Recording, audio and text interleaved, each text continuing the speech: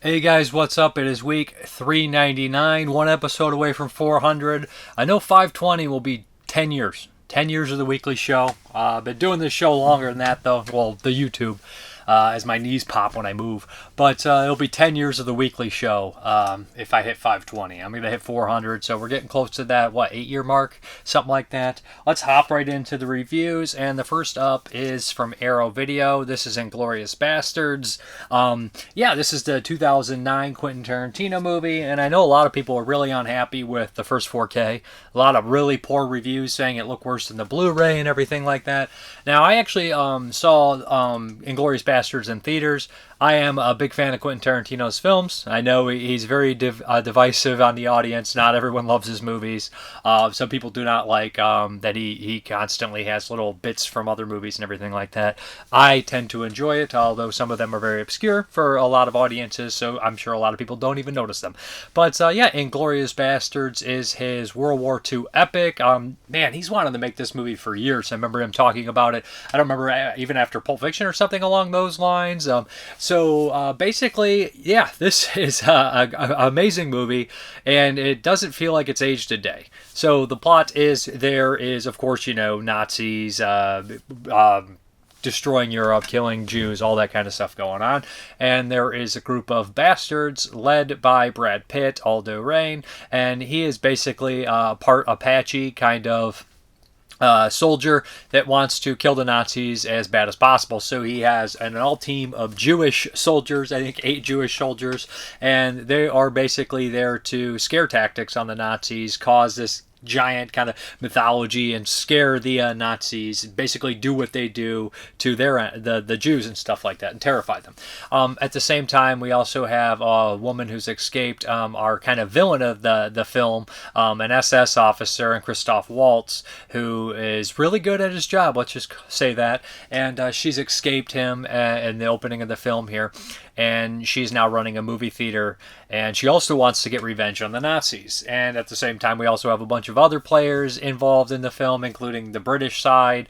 So it's this big World War II epic film with all these sides and all these different characters. Of course, Hitler is in the movie. The movie has done a lot of weird things. A weird thing that I think people will bring up without spoiling anything. I think at this point, I was spoiling something. I think it's kind of at this point to talk to. So if you've never seen this movie, I'm going to spoil freely here. I love the film. It's an amazing film and a great release. But they kind of change history, of course, right? That's kind of like the big thing in here. So when you're watching the film for the first time and you see what they change, it's just kind of an amazing thing. And he would later do that in Once Upon a Time in Hollywood, which I don't know if it's necessarily a popular kind of change, but I've always enjoyed them. It's weird. His films being shot on film, they just have a longer, they don't age. Because if this movie would have been shot on digital or something in 2009, you definitely could tell on it. I love that the film is a huge international cast. I love that the actors and the characters, they speak their native language that they would. The French people speak French when it's in France. The Germans speak German. There's people that speak English. There's people with the correct accents. Back in the day when you watch old World War II movies from the 40s, everybody had a British accent. The Nazis have a British accent. The British have a British accent. And all that kind of stuff like that. Even in great movies like The Great Escape, I feel like that's got to be partially guilty of that at times or something like that. But it all felt like that. All those old classic war films. And as we got closer to like modern day, it's just like it's time to end that. I think people are capable of reading subtitles, and if they're not, they don't deserve films with subtitles in the first place, if that makes any sense. Just a little over. Sometimes I know I get it. It's hard to watch subtitles if it's 3 o'clock in the morning and you're tired and you had a long day staring at a screen. I'm not ridiculing you, but people that refuse to watch films with subtitles, go to a different channel. Honestly, let's go. I'm about to say the performances from top to bottom are all fantastic. There's some cameos in here that I think will bring a lot of smiles to people's faces. People do performances that you don't really think of, and there's a lot of regulars in here. This is the first time he worked with Brad Pitt, though. Christoph Waltz, first time he worked with him. They would go on to be in other Tarantino films, turning in great performances as well. There's voices from classics like Harvey Keitel and Samuel Jackson. Some of the actors actors I'm not familiar with even do an amazing job. People that just pop up in this film. The actress who played Susanna is one of the best performances in the film. Her story arc is great, and she has this kind of relationship with the Nazi that's forcing on her, which I think is beautiful. It also has that element, like you'd say, like a Cinema Paradiso Tarantino style, because we actually have like a theater in the film, and it's not necessarily that. It's not like a almost a nostalgic kind of play on it, but it's also really cool to have Tarantino play with a movie theater. He runs a theater now, and have play with film within his movie and stuff like that. They do the people cast as like Goebbels and Hitler are absolutely fantastic as well, especially Goebbels. He's just such a slime ball. So it's also probably really fun for history buffs as well, if you can get over the huge changes and everything along those lines. But what I really noticed watching this time, and I've noticed it before, I should also mention Michael Fassbender is in here.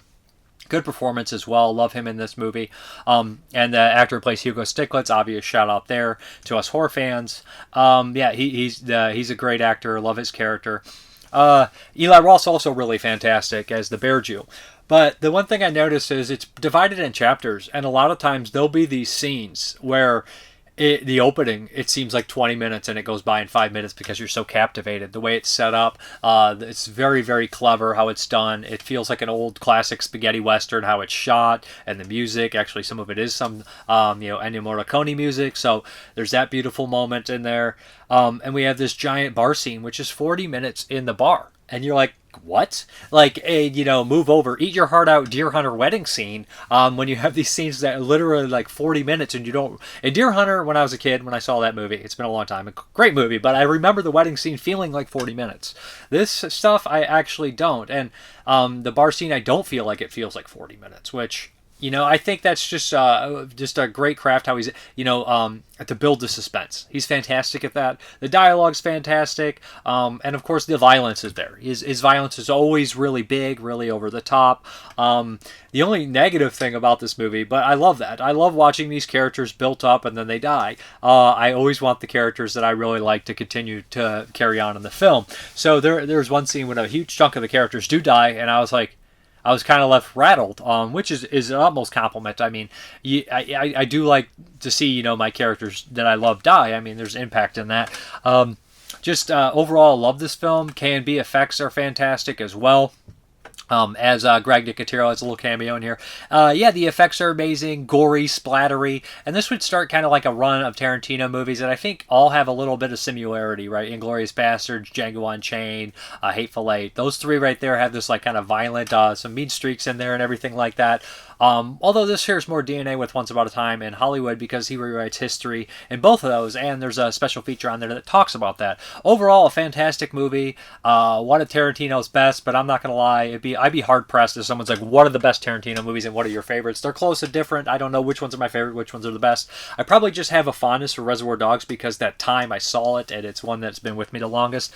But in honesty, I don't think it's the best. I mean, his films get better, I think, as they go on, and Inglourious Basterds is one of the best, I think. I think Jackie Brown's I think they're all one of the best. That's hard to say, but as far as the special features, there's a slew of them, including all the archival stuff from the old Blu-ray 4K and everything like that. We got some nice stuff in here. Films and filmmakers, that's very cool on there. You got a poster, you got some wrong fingers, right? Throwing them up like that instead of like that. I think that's the Nazi way, they say, and then this is the British way. And yeah, that starts a tragic moment in the film. But as far as the special features are concerned, we have brand new audio commentary by Tim Lucas, and he's talking about like the opening scene. Besides telling the actors and all the people involved with it, he has a really good way of telling how the camera's moving and why it's doing that and why there's certain lighting on parts, and you just realize how well done this movie is, how every little bit is thought out wonderfully. But good commentary. Then we have some new special features. What Would Sally Do? New interview with her editor Fred Raskin, and the name is because the editor taught him everything that worked on the Tarantino stuff died, and so he was an assistant editor to her, talks about that. Blood Fiction, a new interview with special effects supervisor Greg Nicotero. Gotta love Greg Nicotero talking about working with Quentin Tarantino, and that's really cool because he talks about, the camaraderie on set. Doomstruck, a new interview with actor Omar Doom, who plays one of the bastards. He also has some stories of Tarantino stories, pretty good stuff, making it right. New visual essay by film critic Walter Cha, author of A Walter Hill Film. So he basically talks, I don't remember exactly which one, I'm getting confused. Film History on Fire, a new video essay by film scholar Pamela Hutchinson, author of BFI Classics of Pandora's. These two are both kind of mixing together for me. I know one of them talks about Tarantino doing like a sense of kindness within his movies by rewriting history. I remember both of them have good information, but then again, I'm mixing them together. I do not remember everything, unfortunately. Then we have, what do we have? Filmmaker in Occupied France, a new interview with film scholar Christine Lateau, author of Continental Films, French Cinema Under German Control. Extended and alternate scenes, Nation's Pride, The Making of Nation's Pride, that's the short film within the film. It's got a great comedy, a great dialogue, great characters, everything you would want.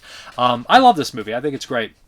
A lot of good shout outs to film fans and exploitation fans and all that kind of stuff. And it's just an overall amazing film. Like it or not, like Tarantino or not, I think it's worth giving this one a spin. I think it's one of his best, personally. I don't think he's really ever made a horrible, horrible film. Love this stuff.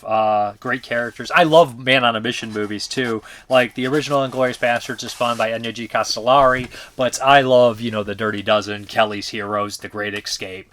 Those are some of my all-time favorite movies ever. So, this kind of stuff is made for me. Tarantino meets a Dirty Dozen kind of style thing, but more like a spy espionage. Not spy espionage stuff like exactly, but it has that flavor to it. So great stuff. Inglourious Basterds, amazing on 4K, looks fucking fantastic, sounds great, 5.1 mix. Of course, we don't have like the Dolby Atmos, but it blows it blows the other one out of the water, from my understanding. Like, I didn't even pop in my 4K the old one. I should have to compare, but after I heard it sucked, I didn't even want to watch this movie because it's a long film. It's 2.5 hours, but well worth it. No downtime. You don't get bored. You don't get sleepy. None of that. Great stuff. Love this one. Okay, the next one here is another one from Arrow Films, and this is Rampo Noir, and this is from 2005, and this is a rewatch for me. It's been years since I watched this one. Asano stars in it. It has 4 different directors. Asano's in all 4 of them. Asano's an amazing actor, an incredibly, striking-looking gentleman. I think one of the most, handsome Japanese actors of all time, He's good in this. 4 different roles, 4 different stories, 4 different directors, all different kind of styles. Now, the director I know most in here would be Hisayasu Satô, which directed a lot of nasty pink films that I absolutely love because, hey, in Pervert Card, right? He started in the early 80s, but didn't really get famous until probably the mid 80s, until the 90s and onward. But he did stuff like Splatter, Naked Blood, and Rewind, Celluloid Tears, all sorts of great stuff. Really wild, weird movies. But the other directors, one is a music video director, one did the Ultraman movies, and one I don't really know too much about them, but Asano stars in 4. The opening, I remember first seeing this and being a little confused by where the shorts begin and which ones end.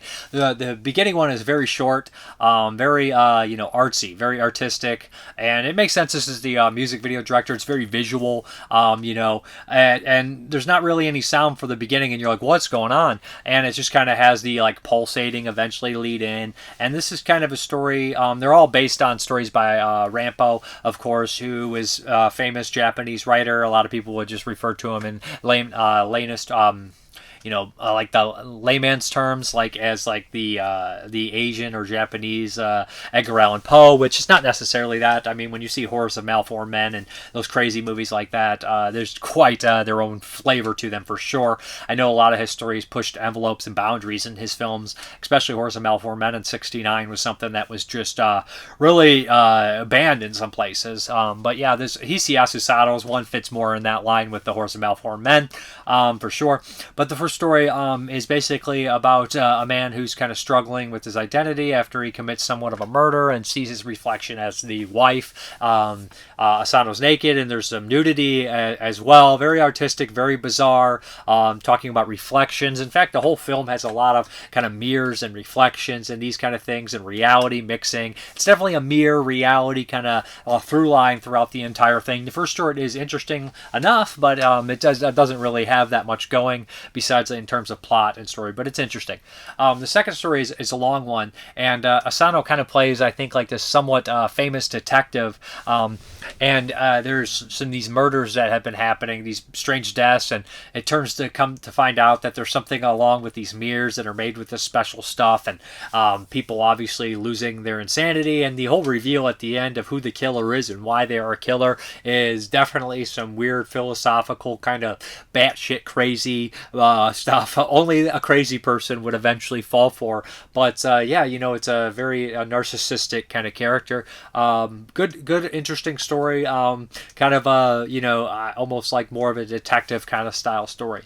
Now, the third story is probably the one that is in more my wheelhouse and probably my audience's wheelhouse when it comes to like Japanese horror and that kind of stuff. And this one's Caterpillar.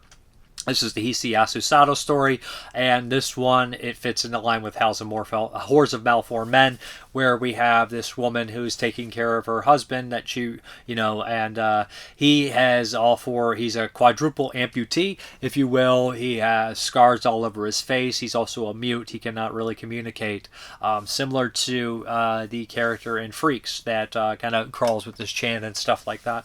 So she takes care of him, but she also has a dark side where she seems to be sexually pleasuring herself by torturing him and then do these weird things. But is he into the game? And you get inside his head, and sometimes you see his point of view when he says, who are you? Who are you? What are you doing to me? And things get more weird and complicated when we have this artistic guy who is watching. They're on this isolated island, and it was the island was owned by this woman's grand uncle. And he is like an art dealer, art collector, and he has this young man who's hired to look after his art collection. And this guy has a real weird kind of taste in art, eccentric art, and he thinks that the caterpillar husband is beautiful and wonderful. So it gets really strange and really bizarre. And, weird, obviously, very weird. Interesting one, good one. Asano plays a tiny role in this one, not a huge role. And then the final story is probably the grossest story. It's about kind of obsession, about isolation, about, I guess you'd say anxiety, all these kind of things. Asano is kind of this limo driver that drives around this favorite actress, or so you seem to think so.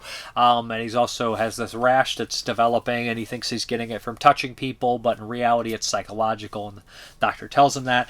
And he starts to have this weird fantasy world where he's inside this painting with this actress, and it kind of has a little bit of mermaid in a manhole kind of going on, if you know what I mean. And it gets real gooey, real gross, and he's imagining bugs and rot and grossness. And there is a really bizarre scene where he is in his underwear, bowing, apologizing to everyone. There's a great scene where he brings a cop to try to confess something awful, and the cop just thinks he's crazy and leaves him alone. And you're just like, yeah, that's when the cops actually have something to do. They don't believe that it's there, or they don't want to deal with it, right? But as far as the special features, we have a brand new audio commentary by Japanese film experts Jasper Sharp and Alexander Zoltan. Another World, a new interview with Suguru Takeuchi, director of Mars Canal. Moving Transformation, new interview with Hisayasu Satô, director of Caterpillar. Butterfly Queen, a new interview with Astuda Kaneko, manga artist and director of Crawling Bugs. Hall of Mirrors, a new interview with cinematographer Massimo Nakabori about working with Akio Jissoji and Mirror Health. The Butterfly Effect, new interview with Kato Shiwawa. That one's tough for me. Shizawa, cinematography of Caterpillar. Looking in the Mirror, new interview with actor Yumi Yaki about Mirror Hell. Archival stage grading footage with cast and crew, directors from Japanese premiere of Rampo and Noir. Crossing the Lens, a feature-length making-of documentary by Tatsuya Fukushima from 2006. Image gallery reversible sleeve featuring original newly commissioned artwork by Luke Insect. Illustrated collector's booklet featuring new writings on the film by Eugene Thacker and Seth Jakubowicz. Double-sided fold-out poster, newly commissioned artwork by Luke Insect. So yeah, this is a really cool artwork, actually. Really good film, honestly. Interesting movie. Don't hear too many people talk about it, honestly. I think I've never heard anyone else talk about it except maybe the Sick on Cinema guys. But good film. Interesting Japanese film from 2005. In the early 2000s, a lot of it was the ghost stories, and this one's a little bit different. Okay, we're going to move on to the next disc of the Shaw Brothers Shawscope 3, disc 6. And first, we're going to tackle The Jade Tiger by Chor Yuen, who directed Intimate Confessions of a Chinese Courtesan and a couple other ones on this set. I'm beginning to really like this guy's films. Jade Tiger is one of my favorites in this set. I keep saying that, right? And this has Tai Lung, who I'm starting to love as well. I see him in a couple other movies, but watching him be in so many movies, this one really landed for me. So, of course, it's two clans against each other, as you will. One is a poison clan that nobody really likes because they're using poison when they shouldn't. There is a wedding to be had. They're having a wedding. Tai Lung is getting married, and everybody's there, his entire family. This clan shows up, and they say, listen, we weren't invited. And everybody's like, yeah, you weren't invited. Get out of here. We don't like you. And they say, 100 gold tails who chops off the patriarch of this family's head and delivers it to me. And they're like, what? That same night, the father's head he's decapitated, and one of their own traded them and has went to the other side. Tai Lung will not stand for this. Obviously, he decides to go out, and he's going to make it his mission to go there and infiltrate this gang and kill the leaders of this gang, the person, all this stuff like this. And it's not as easy as said. He he bumps into a bunch of people on the way, some friends, some foes, some not who they seem. And when he gets there, he decides to kind of hide his identity and infiltrate. But it gets even more complicated, and by the end of it, it just turns into a Shakespearean tragedy. Of course, with the proper amount of kung fu and murder and death and a bunch of your favorite characters turning on different sides and killing each other. By the end of this movie, I was so happy. I thought Tai Lung was great. I literally was, I've seen a lot of Hong Kong films, and they do a lot of crazy things. A lot of Shaw Brothers movies do a lot of wild things as well. But there was one point in this movie where it literally crossed the line where I was like, I can't believe they just did that. And I was like, oh, it's not going to go there. And it went there. And the very end of this movie, our main character has this big speech when they're paying respects to people, and I literally wept. A single tear went down my eye, and I said, you know what, I must be getting sentimental in my old age, because it's pretty crazy to weep a tear in a Shaw Brothers film. But nothing against Shaw Brothers, I love it, but this was one of my favorites, man. Jade Tiger, a great movie, really entertaining cast and crew. Just I don't want to spoil anything, I don't want to give every little detail away about it, but I would highly recommend Jade Tiger. It's one of the best of the set, and I keep saying that, right? Maybe I'll do a ranking at the end. It's going to be very hard to do that, though, to be honest. But we have brand new commentary by critic Ian Jane. So there we go on Jade Tiger. Highly recommended. Okay, next up, also by Chor Yuen, also starring Tai Lung, and this is 77, same year. This is The Sentimental Swordsman. Now, by this time, I've seen so many Shaw Brothers movies with poison. Like the last 6 or 7, I feel like everybody's like, it's poisoned, it's poisoned, it's poisoned. And even when I was watching Shaw Brothers movies where stuff wasn't poisoned, I was like, don't drink that, it's poison. Like I started like flipping out. And this one, I think I first started, I was like, don't drink it, it's poison. And I was like, oh, this one's not going to be a poison thing. And then I realized that the main bad guy in this is like the plum poison dart guy or something like that. And I was like, okay, everything is fucking poisoned. So Tai Lung is basically returns back. And he gave up the love of his life to his friend because he felt he was unworthy and he owed his friend something. So he basically just acted like an asshole. And he comes back and he's sick. He's not taking care of himself, and he has like a servant. He's kind of known as a good fighter, though. But for some reason, somebody sets him up, and he is framed for killing this guy. This woman put a bounty on the poison. I can't remember the characters, the plum poison dart killer or something along those lines. And that whoever kills him will eventually be able to marry her. And there's also a bunch of money involved. So everyone wants this guy dead, but nobody knows his identity. So they frame Tai Lung to look like it's him. He refuses to run away from it. So they have all these times where all these people blaming him throughout the entire film. It does get a little, it gets tedious after a while, because it's like, you're the and I'm like, just kill them. Like, I hit that point where I was like, just killed him. You know what I mean? But he wants to do it the right way. But by the end of this movie, so many people get killed on the way to figure out who the plum assassin is, and all these other people, and all these traitors, and everything like that. And it's so funny that everybody constantly blames him. But if it was him, why would he be hanging around? Overall, the Sentimental Swordsman is pretty good. There's a couple really cool moments. After a while, it did start to wear out its welcome a little bit. There's some good cold scenery and stuff like that, and cinematography. Overall, I like it. It's not the strongest of the set, but it's still good. A 7's not bad. A 7's not bad. A 6.5, 7 in the scheme of things is not nearly as bad. But yeah, where are we at? I'm looking. Here we go. Well, as far as commentaries, we have Brand New by David West, author of Chasing Dragons, an introduction to the martial arts film. So yeah, Jade Tiger and the Sentimental Swordsman, disc 6, and the sets. We're almost approaching the end of the Shawscope Volume 3. I've been enjoying my time with it very much. Hope you guys have as well. Okay, from the MVD Rewind collection, this is Cheerleaders Wild Weekend from 1979. So Cheerleaders Wild Weekend was put on by a Scorpion Code Red Blu-ray that's long out of print. So this one come highly recommended by Art Editor. It's a favorite of his, and Bruce Holchek really likes it as well. So, you see this case, you're like, oh, this is like a 80s, like 70s, like kind of weird sex comedy exploitation kind of style thing, whatnot, if you've seen kind of deal. But this one's a little bit trashier. Within the first minute, there is nudity, and I was like, okay, they're not holding back on this one. They're definitely delivering the goods, if that's what you're looking for. Cheerleaders Wild Weekend. So basically what we have here is 3 different schools all competing. They have different backgrounds, they have different attitudes, and they're all going to go on this whole big trip and compete, go to this place and whatnot, and they all have to ride on the bus together. They do not like each other, so they're at each other's throats right away, and they're in competition right away, but their competition is not cheers. It's basically nudity. They're basically flashing some guy to see what they can get him to do. And it's real sleazy, really raunchy, especially when you realize that they're just high schooler cheerleaders. But on the way there, the bus gets hijacked by a bunch of ex-football players who got booted out of the league for injuries or aggression or just being overall assholes. And they take these cheerleaders hostage and they demand $2 million. Also helping out is the quarterback's brother and the actual, lady who's supposed to be helping these girls get theirs in on it. So you got 5 kidnappers, all different ranges here. The lead kidnapper, man, I gotta get his name right here. I don't want Jason Williams. He's in stuff like Time Walker, the Mummy movie from 1982 that I checked out. He's also Flesh Gordon. That's right. He did film, worked on a handful of a bunch of exploitation movies, other stuff as well. But yeah, he's in this one. He plays the kind of main quarterback deal.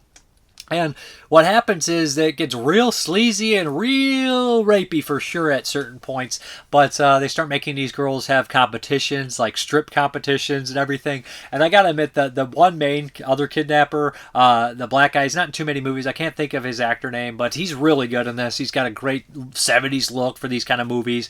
He's got a great charisma, even though he's a villain.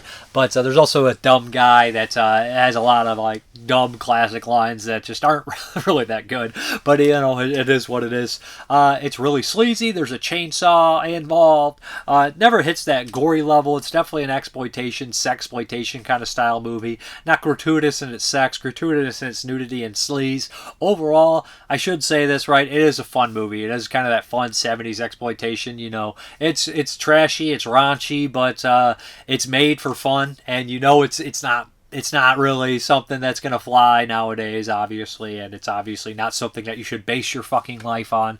But Cheerleaders Wild Weekend, it is Weekend. I don't know, I sound like, the guy from Abraxas. I'm looking for a woman, Weekend. It's a fun movie, entertaining movie. Trashy, raunchy exploitation movie, which you kind of expect. As far as the features are concerned, we have another commentary with director Jeff Werner, actress Mary Jo, editor Gregory McCatchy. Audio commentary is also another one featuring star Kristen DeBell. Interview with actress Kristen DeBell, that was interesting enough. Interview with Jason Williams, good as well. Interview with actress Marilyn Jo. Interview with actor Leon Isaac Kennedy, and photo gallery, all that kind of stuff there. Leon Isaac Kennedy is like a DJ in the movie. Very familiar actor. I'm sure everybody's seen him. He's a character actor. But overall, Cheerleaders Wild Weekend, it's fun. It's entertaining. It's exactly what you think it is. Not really, though. because everybody always, this one, you don't expect it to be as good as sleazy as it is, honestly. You expect cheerleaders on a plane having sex with everybody or something silly like that from the 70s. This one's a little bit more crime oriented. Okay, this next one here is going to be kind of a quicker review. I'd like to dive into the features, but I was like, you know what, I'm going to treat myself to a classic. I've been watching a lot of movies for review, a lot of 2024 movies, some 1982 stuff, so I was like,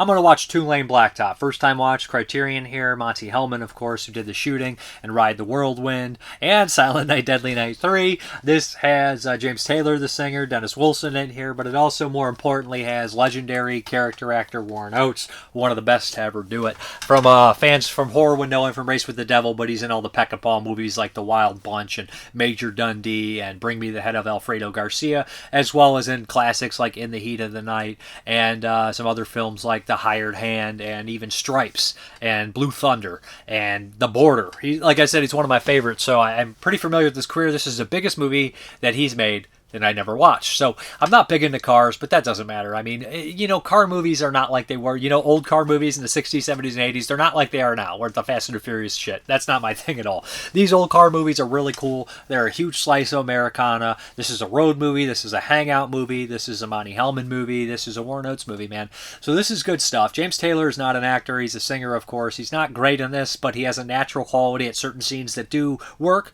Sometimes they don't. But this is basically Warren Oates is driving a GTO, and he's traveling. They call him GTO. He's driving, and James Taylor, they're both driving cross country. They run into each other. They're passing each other a couple times. And James Taylor and his buddy Dennis Wilson, the mechanic, they pick up a hitchhiker. The names are the driver, the mechanic, the girl, and GTO. Just basically very generic names. They don't really give their real names. But James Taylor and Dennis Wilson basically drive, and they make money, drag racing people. And they drive cross country and just go wherever the hell they go. So eventually they start this relationship with Warren Oates a little bit, driving on the road, start to know him a little bit. He's obviously much older than these two guys. And they decide that they're going to drive, to Washington, D.C. They start off, I think, in California, so they're driving cross country. So you see all these different kind of places. You see Oklahoma, you see Tennessee, you see all these different places. Cool, seeing America in the 70s, seeing the different cars, seeing all the people they encounter and the Americana and the beautiful scenery. All that stuff is top notch. Now Warren Oates steals the show. Warren Oates is a fantastic actor. He picks up a lot of hitchhikers. And all the hitchhikers are kind of strange, eccentric people, or people that just don't give a flying fuck what Warren Oates has to say. One of them is Harry Dean Stanton, of course, actor, who is in a slew of stuff with Warren Oates, another classic character actor, one of the best to do it as well. But, it's just, you see his character and see all these things about Warren Oates, and he's just a constant bullshitter, constant liar. He learns something, and then he goes on and he takes it and he starts telling the story that it's his. And he's just so full of shit. Every single person, he meets, he tells a different story. Like, as you met, sociopaths in movies, they'll often be portrayed that way. Like Henry will not remember or say something different. Henry Port's serial killer. Or, another example that a lot of people are probably familiar with, the Joker always lies about his scars in The Dark Knight. So it's just something, he's not on that level, but he's just a complete bullshitter. Complete full of shit. He tells all these sob stories or these interesting stories. Like, I used to drive planes and I just need to be on the ground, and you know how it is. And there's people who are like, they either are disinterested, they don't care, they got their own story to tell, or, it's all these kind of weird things like that. And it's fun just seeing him tell a different story every time he picks somebody up. But they have these local stops, and there starts to be some sort of turmoil, I would say, against the girl who's hitchhiking with them both. She goes back and forth, and just kind of, at the end of it, it doesn't really matter to her. She doesn't really, none of this shit matters, just going to jump from one person to the other. And I don't mean it in a sexual way or anything like that. But, this is a good film. Obviously, it's a classic for a reason. It's on the Criterion for a reason. And the end scene is iconic as hell. I think that, that's just something that sticks in people's heads, right? The burning up of the camera negative as it goes on. There's no real end, man. It's just a slice of life movie, a hangout movie, a road movie, an old vintage Americana movie, a timepiece movie, Two Lane Blacktop, classic film. Monty Hellman's a classic director. I really like, what is that? the shooting with war notes, and is it Jack Nicholson in the first one? Yeah, I think it is. That's and oh geez, the girl from Witch Who Came from the Sea. She was dating Jack Nicholson at the time. She's also really good in that movie. I can't believe I forgot her name, but she's really good in that too. So yeah, Monty Hellman. I've seen those couple, and I don't know what's his other big one, Iguana possibly. But regardless, Two Lane Blacktop, a fucking classic for good reason. A bunch of features on here as well. We got where are we at? Two audio commentaries by Hellman and filmmaker Allison Anders, and one by screenwriter Rudy Wurlitzer and author David N. Meyer. Interviews with Hellman, James Taylor, Chris Christopherson, Michael Laughlin, and production manager Walter Cabez. Rare screen test footage, performance, and image. A look at the restoration of the 55 Chevy used in the movie and the film's locations in 2007. Color Me Gone, photo and publicity material for the film. So yeah, and also a booklet essay by critic Ken Jones, appreciation by director Richard Linklater, and musician Tom Waits, a 1970 on-set account for Rolling Stones by Michael Goodwin. And it's not going to be the only time I mention Richard Linklater this week as well. Not that I'm covering one of his movies, not that I wouldn't, but I mean, of course I would. I mean, but yeah, he's on another special feature too, so that's very cool. Okay, next up is, I guess I'm watching one for Christmas, right? A couple for Christmas here. We got Adult Swim Yule Log. Now, this is 2022. I had not seen it. I had heard a lot of people talking about it because the sequel just came out this year, and I did watch that as well. So, Adult Swim Yule Log. This is by the director of Too Many Cooks. Too Many Cooks is a wild, fake kind of parody trailer opening sitcom thing that turns into a goddamn nightmare of epic proportions. So, Adult Swim Yule Log. So, this one starts off as one of these kind of stationary Yule log images in front of a fireplace. You're staring at a log, and then we kind of hear this woman talking, and she's on a phone and cleaning, and a couple people kind of get in the house and they kill her. And you're like, oh shit, what in the hell is this? And we realize the camera kind of starts like other people come in and they hide the body. The group of people come in, and this is a vacation home. They don't know what's going on. A couple, and then more people come in, and there's been a mix up, and we meet all these weird zany characters, and what this turns into is an absolute fucking ridiculous weird killer log movie. Think Rubber, but even weirder and more comedic and more purposely comedic and goofy than something like Rubber, which I think Rubber plays it straight in its weird kind of weird way, if that makes any sense. Rubber's got its own kind of tone, which I don't think many people could match. Not that that's a negative for Adult Swim Yule Log, but this one has this weird kind of energy, very Adult Swim, if you guys know what I mean. I think you do. But so as it goes on, it gets a little bit more ridiculous. The log starts killing people. There's a really fucking funny scene where the sheriff comes in and he's like, you didn't take that log from that tree over there. And he explains the whole exposition dump in a comedy-ass way. Overall, Adult Swim Yule Log is fun. It's goofy. It's gory. Some of the gore is really nasty and over the top, but in a silly kind of way. The log is CGI. It doesn't look great all the time, but it's about a killer fucking log. Better than you would have any right to be about a killer log, but fairly well made. Decent characters. Well acted. There's a weird scene that feels like it's straight out of In Fabric in here, where some character goes within the fireplace, and that is that's probably the best scene in the movie, just because you're like, what am I watching here? This is like part In Fabric, part fucking Shining, part bonkers ass weird shit moment. But yeah, overall, Adult Swim Yule Log is pretty funny. Check it out. Okay, now we're in some 2024 movies, the last of the bunch, the last three I'm going to talk about, I think, this year. And that'll put me at 90 and even 90. And this is Adult Swim Yule Log 2. Branching out. Get it? Because it's a fucking log, man? Yeah, so this one is even better than the first one because I am not a fan of those Hallmark Christmas movies. My friend Moods always swears by, he's like, he hates romance in movies, but I watch 400 Christmas movies. I don't get it. They all have romance in them. They're all the same fucking movie. They all have the same carbon cookie cutter bullshit people. Carbon copy cookie cutter bullshit. Carbon copy cookie cutter bullshit. Say that 5 times fast. But yeah, it's not my jam, man. It's not my jam at all. So that's basically it. And this parodies those. So we open up in the beginning, and the character's watching the original footage that they had on that camera. And they start talking about the evidence and a log. We have one sole survivor as the woman from the first film. And her friend convinces her, hey, let's get the hell out of here. You think you're trapped in a horror movie? Let's go to some little small town and get into this Hallmark, basically Christmas movie. She's like, okay, whatever. She's worried the log's going to follow her there. The log is. It broke out of evidence, blew up the whole place, and is chasing him. But what happens is she ends up going to this small little town that's perfect. I don't remember what it's called. It's some dumbass name. And right away, these hunky guys are bumping into her, and like they're like a firefighter and like a lumberjack, and it's fucking hilarious because it's making fun of these movies so bad. And it's like, oh, I'm sorry, and like everybody's like, I'm just delivering these gifts to the orphanage. My wife died of cancer last year, and you're just like, oh my god. So basically, she does end up getting involved with a couple people. One of which is the local kind of rich guy who's buying all the small businesses out, right? Because capitalism on Christmas, right? He's an evil bad guy in this. And then one guy is like the small town ornament maker family, and his wife has died, and they share the bond of they're both losing a partner and whatnot. So there's that, and they have the granny and everything like that. But the log, basically what happens is kind of infiltrates the town. Somebody gets a sliver, and it kind of takes them over and becomes this monster log humanoid fucking thing that looks like it's out of the Thing or something weird like that. Don't ask, man. Don't ask. But that's kind of what we have here going on.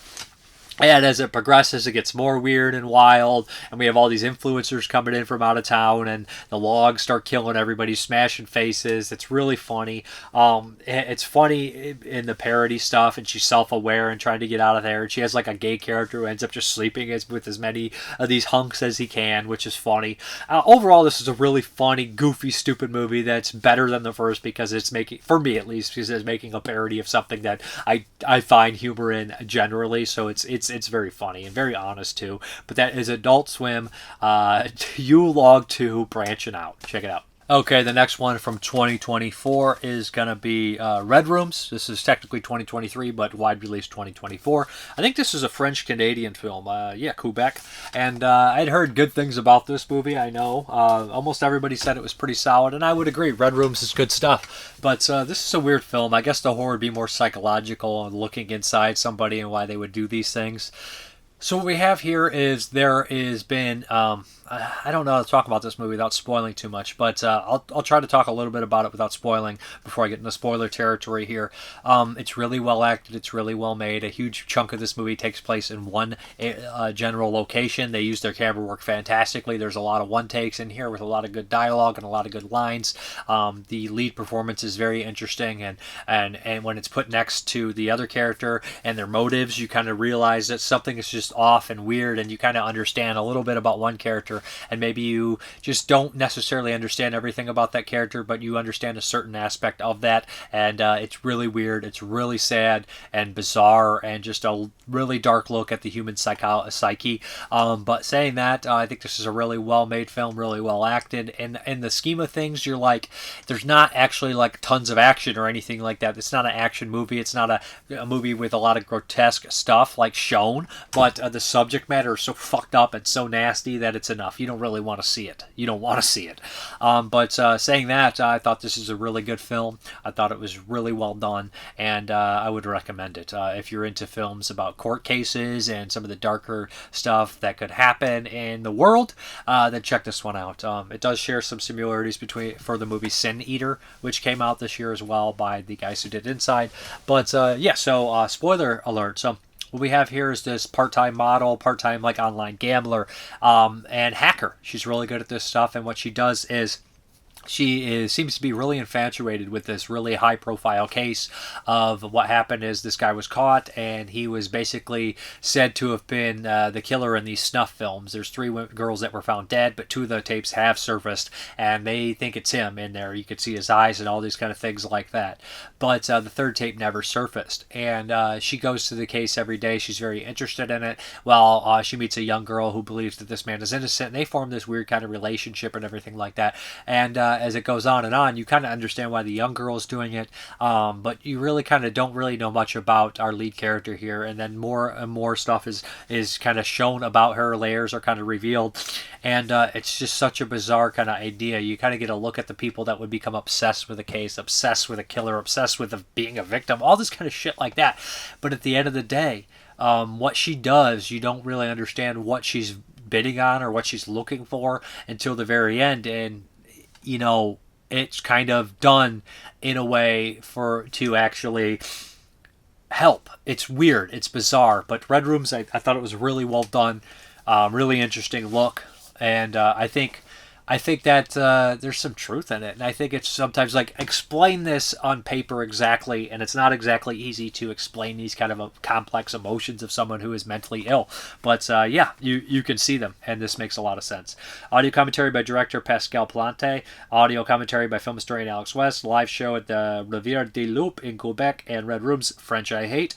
I'm not that I hate French people, I just hate speaking it. I do not speak it very well. Composer Dominique Plante.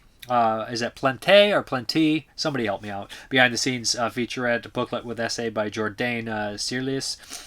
I know John Roland. That's about it. But yeah, Red Rooms. Highly recommend. Check it out. Good stuff for sure. Okay, next up is going to be Werewolves by Stephen C. Miller. Stephen C. Miller, if it's the same guy, he did a bunch of kind of lower budget horror films in the early 2010s. I think I saw a couple of them. A couple of them are pretty decent if it's the same guy. Should have done my research, but the name Stephen Miller, I'm almost 100% sure it's got to be him. But Werewolves, starring Frank Grillo. Frank Grillo is in stuff like Purge 2 and 3, if I'm not mistaken. He's in the Captain America movies as Crossbones. And he's also in Die Alone this year. He's kind of become like an action star. Like, I don't want to say like a B-rated action star because he's in a lot of A-list movies, but he's not always an A-list. He's not the star in them, but he's the star in these kind of B movies, and he's a good actor. He's got a good presence. He's ripped. He's big. He's strong. He's got the right demeanor, I think, to be an action guy. But Frank Grillo. So basically, this is a weird-ass movie. Lou Diamond Phillips is also in here. This takes place in a world 8 years previous where there was something called a supermoon, and what happened is like 1 billion people on the planet turned to werewolves. So obviously, they went completely nuts and turned to werewolves. Yep.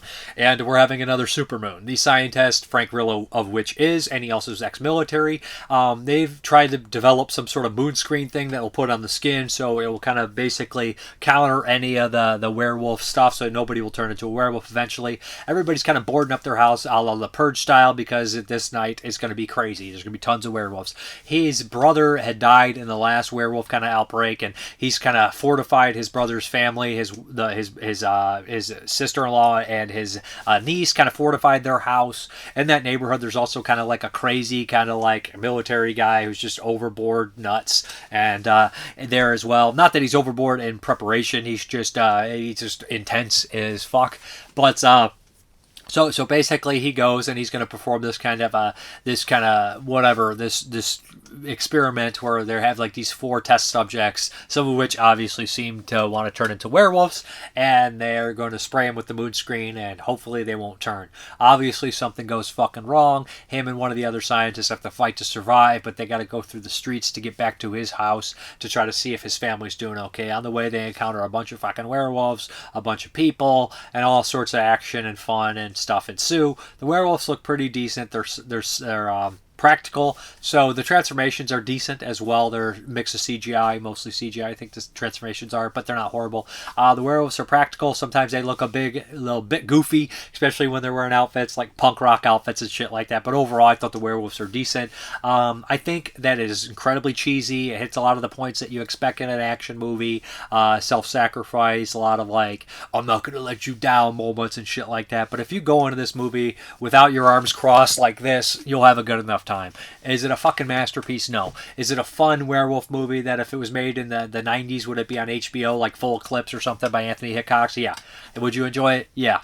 Would you rewatch it 10 years and be like, yeah, I remember that movie. I like that movie. Yeah, Werewolves is exactly that. It's a pretty solid, fun werewolf action movie. You don't get many werewolf movies. If you love werewolves, eat it up now while you can. Because personally, I think that new Wolfman movie looks like shit. But I'm also the guy who did not like The Invisible Man. See, I'm sitting here telling you to watch Werewolves, so I'm giving it like a 6 out of 10, right? And then I'm like, don't watch that new Wolfman by that director everybody loves. But I really did not like The Invisible Man, and I don't like the approach to this new Universal Monster verse or whatever. It's not my jam.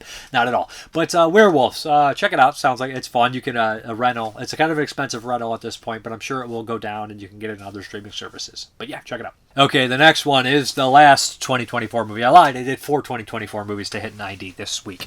But the last one is Robert Eggers' Nosferatu.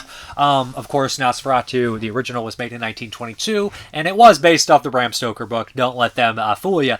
Even Bram Stoker's widow sued, to have that movie taken out and was destroyed. So Nosferatu 1922, the silent classic, was almost never seen by everybody. Almost was a lost movie. F.W. Now, I think, is the director, of course. And then we had that kind of weird parody movie, Shadow of the Vampire, years later, which is really fun with William Dafoe and John Malkovich. Great movie, great movie. But then, of course, we had the 1979 version as well by Werner Herzog with Klaus Kinski and Isabella Adjani, which it's been a while since I've seen the 22 and the 79 version. I am quite the big fan of both of those movies, if I remember correctly. You know, the 22 movie, more out of respect because it's been years. But just that movie was obviously such a, it changed a lot. It's such an inspirational film and everything like that. And the 79 movie, I remember really loving. I remember thinking it was fucking fantastic. But, I did not remember how close the original 22 Nosferatu and 79 Nosferatu were to the original Bram Stoker's novel. I did not remember how close they were. I mean, obviously, I think Bram Stoker's widow, she had a lawsuit, honestly, like really legitimately, because it is, Dracula came in 31, but this was so fucking close. Nosferatu is closer to fucking the book than Dracula, the original Dracula. So, I was excited to see Robert Eggers' movie. I think The Witch was a masterpiece, and mind you, in 2015, when I walked out of the theaters of The Witch, I thought, did I like that? Did I love that, or did I not like that? I'm not really sure. I'm really not sure, and it had to stew with me. It had to sit with me. And I think that Nosferatu's got to stew and sit with me as well. I really liked Lighthouse when I first saw it. I thought it was great, and it took a while to sit with me. I never watched The Northman, but Eggers, he makes a lot of great horror films, a lot of atmosphere, he's a guy that puts a lot into it. So I was like, okay, here we go. We got Nosferatu 2024, starring Willem Dafoe. Who else is in this bad boy? Ensign from The Witch, and Sarsgaard. Bill Sarsgaard's playing Orlok. And I was like, okay, this is very interesting. Orlok is a name that goes back onto horror for a very long time. The Hands of Orlok, all that kind of stuff like that, right? And then there's been weird names like that. Even Franco's movies, I think, with Orloff was kind of a take on Orlok. All that kind of history, all that shit. So that's what I do. Very important movie. Let me get into this. First and foremost, this is one of the best shot movies of the year. It's got a great atmosphere. The cinematography is fantastic. And what I really liked, and Nicholas Hoult is in here when he's traveling to Orlok's castle in the beginning to set up, of course, the house purchase and everything like that, like the classic Dracula story. It takes the time to show the scenery, which is something that is in Bram Stoker's book and stuff like that. They talk about the scenery a lot and whatnot. It's more in Mary Shelley's Frankenstein, where that's a big chunk of the book. But I do like when he stops and sees kind of the scenery. He has a run-in with the Romas, or what they call in the film the gypsies, outdated term of course, but he has a run-in with them, and there's the warnings and stuff. I think the way they do it here is actually really well done, because there's never like an out and out, you don't go to the castle, like all the classic Universal and Hammer movies, which I love. And I am a sucker for the Universal and Hammer movies, and that kind of aspect that they just have this this formulaic thing with all these actors I like, and this certain look, and this little bit of cheapness that I kind of have a fondness for. So there's probably a little bit of prejudice going into this big budgeted Nosferatu movie that I shouldn't have. But saying it's visually amazing. A visually amazing movie. Holt is decent as the, I don't know the character in the Nosferatu. I'm going to refer to him as the Harker character type, right? Jonathan Harker type. But he goes there, and this whole stuff is scary. I think that one of the best things this movie does is Orlok, the vampire, is fucking horrifying. He the way he talks, the way he breathes, the way he drinks blood is unpleasant, sometimes sexual in a very uncomfortable way, and just really gross. See, I'm talking about the movie, and I'm actually liking it more than I did when I watched. You know what I mean? I'm like, that was really good. That was really good. But I honestly liked the movie. I don't get me wrong, but when I walked out, I was a little disappointed with it. Because I don't want to spoil too much about the movie, but I'll go on. I think that there comes to a line where a lot of not all of them, some are great, but some of the actors I feel like are reading lines. I don't think the dialogue sits well on them. Some of the dialogue itself, they'll stop these big moments, will well up, and they'll be like, and it feels like trailer bait, and it kind of falls flat for me. And then I also am not the biggest fan of the lead performance or lead character. Maybe it's not really the performance. It's a brave performance. Everything into the performance. I'm just not really sure if I like the character that much, how they're portrayed, and certain things about them. Some of the deviations I think are fantastic. Some of the deviations I don't like, but that's any adaptation of something that you know well is going to be a little strange to you sometimes. But overall, I think it's good. I think you have to see it. You have to see it for yourself. This is not a kind of, go see it, man. Go see it. Eggers is a fantastic director. Visually, it's well worth every cent to check it out. Willem Dafoe's fantastic, Ensign is good, and Sarsgaard's great. There's some brutal moments in here. The ending is haunting. I like the movie. I just don't love it. I think I was going in thinking this was going to be a 9. I was like, this will be a 9 out of 10, 8.5, 9 out of 10. And I left with like a 7. A 7. Maybe it could go higher. Definitely could go higher. What I don't want to do is tear this movie to shreds because there's so much good shit about it and then turn back on years and be like, I'm a fucking idiot. Because I know it feels like one of those. You're like, I didn't love this. And then you come back and you're like, I was fucking wrong big time on this one. It feels like it could be. First initial, slightly disappointed with a lot of room for growth. But like I said, the things I didn't like were kind of just, there's a couple moments that feel like they're just made for like general audience bullshit, which I just kind of didn't love. The way, how like Dracula has a connection with the people he bites and stuff like that in the Bram Stoker book and whatnot, I felt like the way it was handled in here was a bit too much. Just the way they do certain things, and I felt like the opening of the movie left for stuff at the end. I didn't like that either. But overall, I think Nosferatu is well worth watching. Now, I do want to discuss a little bit here, so some slight spoilers just for 30 seconds or so. So go see it, but the spoilers here. I did not like Johnny Depp's daughter too much in the movie. Brave performance, but the way she did it, I felt like her dialogue, it just felt a little flat coming off her tongue. Didn't feel right. I would never do dialogue like this. I would fucking ruin this if I still acting and somebody wanted me to do something like this. I'm like, no, I'm not that good. I can't do that. I'm not. Willem Dafoe does it as the kind of Van Helsing type, and he does fucking fantastic. He's great in it. But also the Renfield guy, he has some great moments and some other moments I don't love. But there's a part where he scurries away. I was like, that's great. I love that. But there is a moment where, she like has these possession spells and she's just like, and it turns into like The Exorcist. And I was like, I hate this. I really hate fucking this. That's like the moment in Hereditary where she claws on the ceiling. I hate this. This is like the general audience scare stuff where they're like, I needed that. Like that shit's so generic, man. It's boring shit. But then there's also like the idea that I do not remember this in the original Nosferatu or any, it's more like the Bram Stoker's Dracula where of course he has a connection with the woman in the main film. He thinks that they used to, whatever, there's a drawn to her. And I like that aspect that he's addicted to her blood. But in the very beginning, I do not like that she had a moment of with him in the very beginning and it comes into the end. I don't like that. I think it's just, I don't know. It just rubs me a little wrong. One thing I did love is how Orlok like travels through the shadows. You never really see, he moves with the shadows. You're like, okay. And like, how Dracula's and vampires, vampires can change form. How he does it with the shadow. Like he reaches across the town and you can see what's happening. And then there's one point where like he's literally creeping and then like the shadow grabs the doorknob and he's so far away but it opens. And you're like, that is fucking cool. That is so fucking cool. So, man,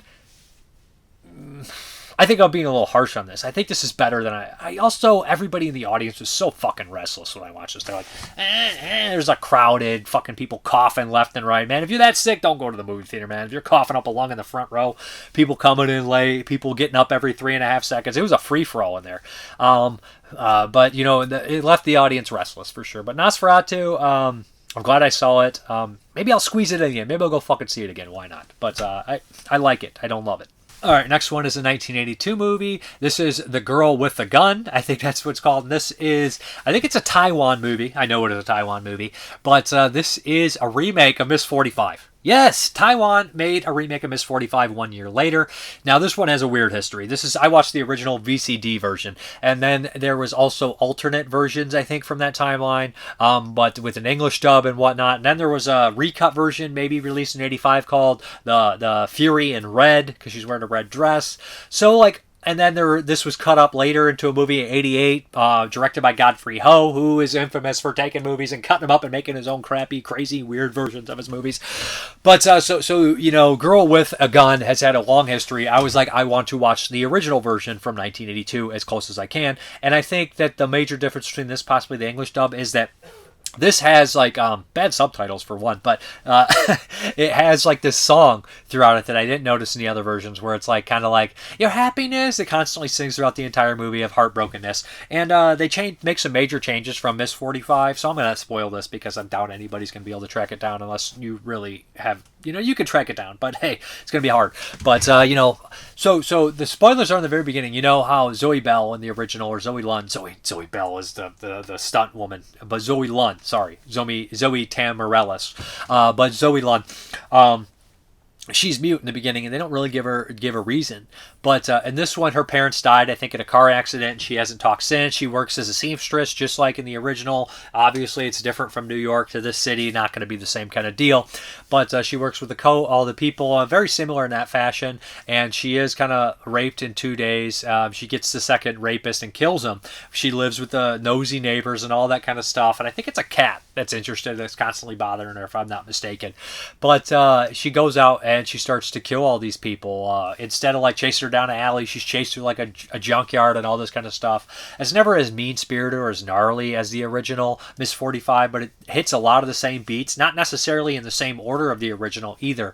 The major difference here is I love the song that plays through, and there's also a little storyline with some cops and stuff, and this has like bookends that are a mental hospital deal, so they kind of wuss out. I don't know which one's less offensive, I guess. I don't know, but they definitely wuss out in the end here. Instead of Zoe Lund having that amazing scene where she gets stabbed in the back and turns around and realizes that a woman's the one who stabbed her, and you're just like, oh, mind blown, because she goes and kills a bunch of men, but it's still a woman's the one who stabs her, and she's so heartbroken, which is like one of the best scenes in 1981 of all time. But she literally gets arrested and goes to a mental hospital. I'm just like, that's really weak sauce, guys. That's really weak, man. Weak shit.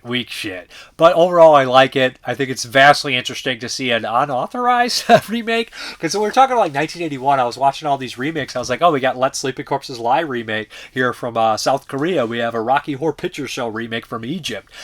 We have all these kind of weird-ass remakes in, but then we have like this weird remake in 82, Girl with a Gun. So yeah, check it out. It's in Taiwan. You can watch it multiple versions, whichever you prefer. I'm sure the dubbed version is absolutely even cheesier and more ridiculous. This one didn't come across very cheesy. Love the song in it. But yeah, Girl with a Gun. Okay, next up here is a Patreon pick, and somebody said pick a Greg Araki movie that I have not seen from the Doom trilogy, the Apocalypse trilogy, sorry, and I decided to pick Totally Fucked Up, which is the first one from 1993. I've covered Doom Generation, I think, on my channel, and I love Nowhere. I've seen all three of them now, but I had never seen Totally Fucked Up. Greg Araki is a queer filmmaker. He's directed a lot of strange, cool movies. Mysterious Skin is a great film. Nowhere's a great film. Doom Generation is a wild, weird movie. It's been a while, but I remember liking it. Totally Fucked Up. I didn't know necessarily what to think on this one. James Duvall stars in this, and watching this, I was like, this is an early role for James Duvall. Maybe his first starring role, maybe his first role as like a real film. And he's young, and you're like, man, James Duvall is so good in this. You can tell he's going to go on into a lot of work, a lot of films, and he always does a good job. From Sushi Girl to Donnie Darko to May, James Duvall is a great actor, and he's got a certain like uniqueness, a certain quality about him. He's not like afraid to make himself look vulnerable or stupid or young or anything like that, or naive, but also like he's not afraid to do these kind of qualities, and he does that all in here. He has like a sense of like intelligence about him in this movie too. So this basically follows six queer kids, four guys and two girls that are in a lesbian relationship, and kind of like their life and everything like that. Two of them are a couple, and one of the characters is constantly obsessed with analog stuff, right? It's the early 90s. Analog shit is a big thing. It's very much a timepiece. It's very interesting. HIV, AIDS is in the background, so there's always that. Kind of got an MTV vibe to it, real world kind of shit going on. But they have like the analog tape, and he's recording everything like that, and everybody's being interviewed and things like that. And like they're talking about what they're into, and you learn who all these characters are and all their struggles and everything like that. And it's not really like a normal plot. You just kind of see like the everyday lives and all these kind of things like that. James Duvall, really kind of the best part of the movie. I think all the acting is pretty decent, but he really shines, and I think he's really good in here. It's not like gratuitously sexual like a lot of his other films. They talk about a lot of wild and weird stuff about like jerking off and somebody trying to get pregnant with the sperm and all that kind of shit like that. But you know what? I really like this, and there's so many times when you watch a movie following young people where you're like, oh, this is so cringe, this is so annoying, this is so stupid, or like, you know what? Like you feel like you hit that point where you're just like, these things are so important to the filmmakers and the young people in the movie, but now it's so trite and cheap and childish. Doesn't feel like that in here, man. It feels raw. It feels real. It feels genuine, and maybe it's because I was probably like 7 in 93, and I kind of had a little bit of this growing up, and to a certain extent I'm probably like 10 years younger than a lot of these people in this movie, but 15. But it lands, it resonates, even now watching this kind of film like that, because the characters they're not like super dramatic, you know what I mean? Like what they are, but what they say feels genuine, what they do feels genuine. They're not always nice to each other, they're not always like super sweet, they just seem like real people at times with real flaws and real problems. And James Duvall's character has like the sense of like, deepness to him, even though like at the times you're a young kid, man, it's all stupid, don't think that way, but he has like such a bad outlook on life that he says he just wants to be happy once, and it ends really tragically. Overall, I really like Totally Fucked Up. Not my favorite of the three. I still think that goes to Nowhere, man. Nowhere's got a certain quality about it that's funny and wild and absurd, and you can see a lot of that same stuff in this one as well, but it's a lot different. It's a little bit more tame and I guess grounded in comparison to Nowhere and Doom Generation. But this one says, in the opening, it says a homosexual film directed by Greg Araki, and he talks about the other movies, Doom Generation, heterosexual, and then the other one's just a Greg Araki movie. But as far as the special features are concerned, I do want to mention that. But we have 5.1, one 4K disc with Doom Generation and Nowhere, and the Blu-ray is Totally Fucked Up. But as far as the special features, we have new conversation between director Greg Araki and filmmaker Richard Linklater, and they talk about growing up, going through kind of like the film kind of scene at the same time, and going through all these kind of festivals and stuff like that, and that's really interesting and stuff like that. New audio commentary on Nowhere with Araki and actors Duvall, Rachel True, Nathan Bexton, Jordan Lads, Sarah Lasix, Guillermo Diaz, and Jason Simmons. Audio commentary on Totally Fucked Up with Araki, Duvall, and actor Gilbert Luna. Audio commentary on Doom Generation. Where's some of the other special features here? New documentary on the trilogy's visual style featuring Araki, Duvall, producer Andrea Spelling, cinematographer Jim Feely, costume designers Kathy Cooper, and Sarah Jane Slotnick. The one scene I really like was Duvall and Araki got to sit down together and just reminisce about old times, bring out the scripts, and talk about how the film scene was, how they met, how they made these movies, and all these kind of stories from the set. And I thought was really touching and really well done, and I really like seeing that. Overall, really great release. I look forward to watching the 4Ks of Doom Generation and Nowhere, but really glad to see this on Blu-ray, man. Him getting some love he deserves. I'd like to see fucking Mysterious Skin on 4K. I like that movie a lot. And, I still need to see Living End. I never saw Living End, which I definitely want to check out for sure. But yeah, great movie. Check it out. All right, questions, comments, concerns, and all that jazz. First up, Tyler66. I also had the same emotions with Cat and Lake. Literally tore me apart when it was over. Love your channel, love your reviews. Have a great holiday season. Thank you. You have one as well. In fact, this is going to be New Year's Eve when you see this. If you're watching it, Merry Christmas, Happy Holidays, Happy New Year's, all that jazz. Kadum 1472. Hope everyone is enjoying their holiday season. XO Ernie B. Thank you. You too. Hudson 3838. Hey Dave, same here with Dawn of the Mummy arrived this week, just in time for Christmas. Also watched a movie no one talks about called Well.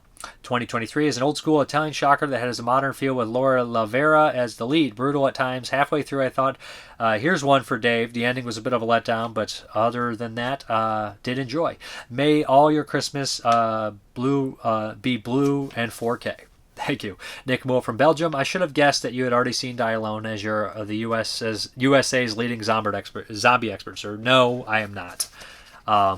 I don't watch all the new zombie movies, but hey, I put my knowledge against anybody when it comes to old zombie films, especially from 1968 to 2000.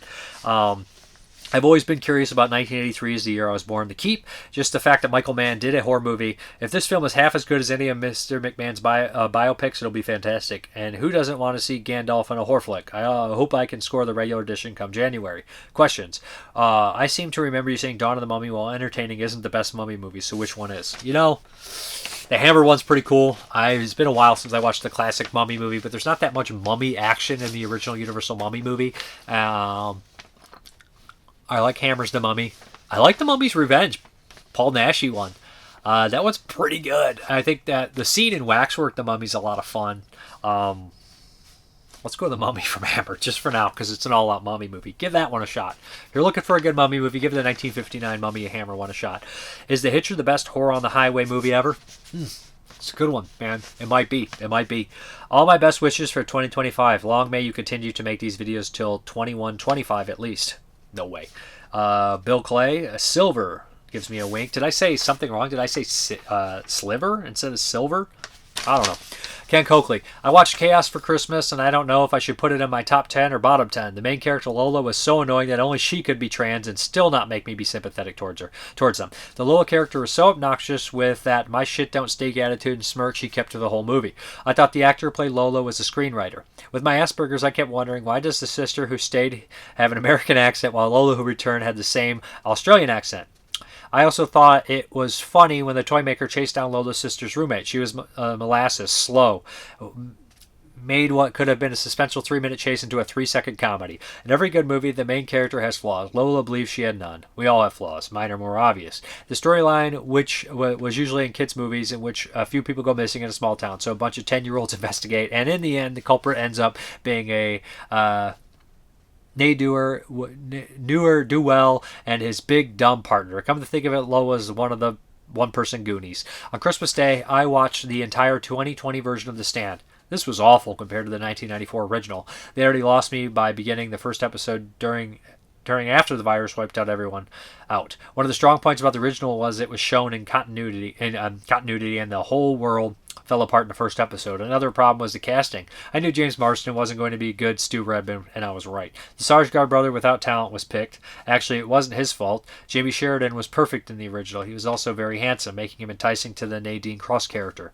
Which brings me to the point of the fact that I couldn't tell the difference between Nadine Cross, the crazy girl that taunted Nick and Tom in the furniture store, or any of the blonde characters. I also thought the Nick Andros character was creepy looking compared to the original, played by Rob Lowe, who has trusting eyes. The actor who played Tom Cullen was wrong for the part. He looked like John Goodman's character in The Big Lebowski with autism. The actor added the horse sound,